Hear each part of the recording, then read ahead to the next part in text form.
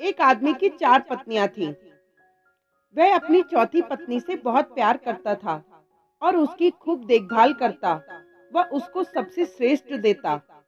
वह अपनी तीसरी पत्नी से भी प्यार करता था और हमेशा उसे अपने मित्रों को दिखाना चाहता था। हालांकि उसे हमेशा डर था कि वह कभी भी किसी दूसरे इंसान के साथ भाग सकती है। वह अपनी दूसरी पत्नी से भी प्यार करता था।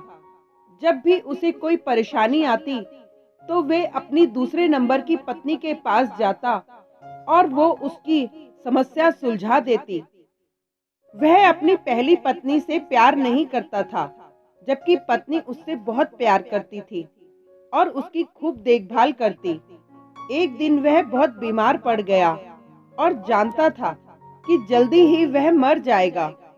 उसने अपने आप से कहा, मेरी 4 पत्नियां हैं, उनमें से मैं एक को अपने साथ ले जाता हूँ। जब मैं मरूं तो वह मरने में मेरा साथ दे। तब उसने चौथी पत्नी से अपने साथ आने को कहा तो वह बोली, नहीं, ऐसा तो हो ही नहीं सकता, और चली गई।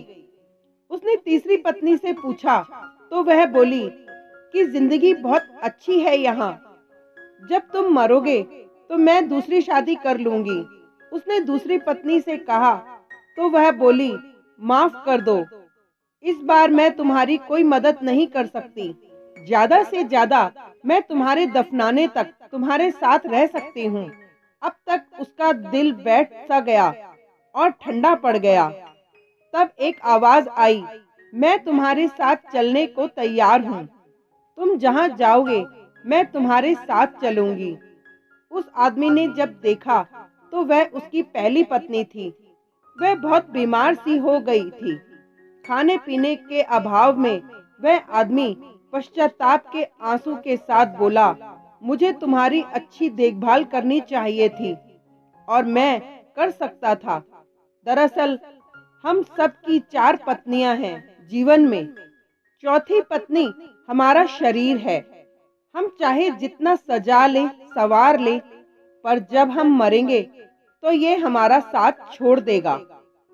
तीसरी पत्नी है हमारी जमा पूंजी, रुतबा।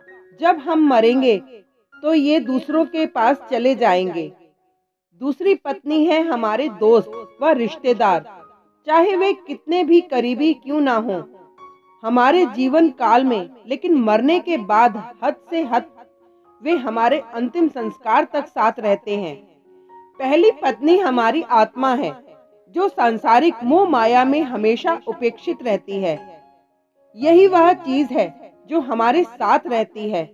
जहाँ भी हम जाएं, कुछ देना है तो इसे दो, देखभाल करनी है तो इसकी करो, प्यार करना है तो इससे करो।